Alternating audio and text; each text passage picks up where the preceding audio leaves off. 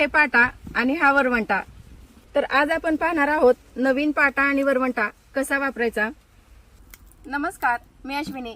तर आपला जुना पाटा वरवंटा खराब झाल्यामुळे आज आपण विलेज डेकर यांच्याकडून नवीन वरवंटा पाटा मागवलेला आहे। सुरुवातीला आपल्याला स्वच्छ धुवून घ्यायचा आहे।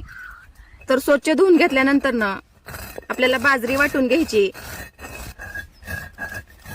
पाणी टाकून बाजरी आपल्याला पूर्ण बारीक करून घ्यायची आणि वरवंटा हा गोल फिरून फिरून दोन्ही बाजूनी वाटायचा आहे। तर ही आपण जी बाजरी वाटली तीच अशी वरवंटा पाट्याला चांगली चोळून घ्यायची। तर पाटा वरवंटा आपण स्वच्छ धुवून घेऊया। एक दोन वेळा बाजरी वाटून स्वच्छ धुवून घेतलेल्या पाट्यावर तेल आणि हळद लावून घ्यायची।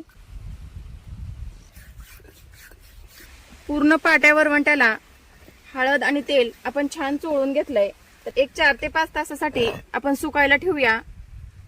4 ते 5 तास झालेले आहेत आणि आता आपण पाण्याने स्वच्छ धुवून काढूया वरवंटा पाटा।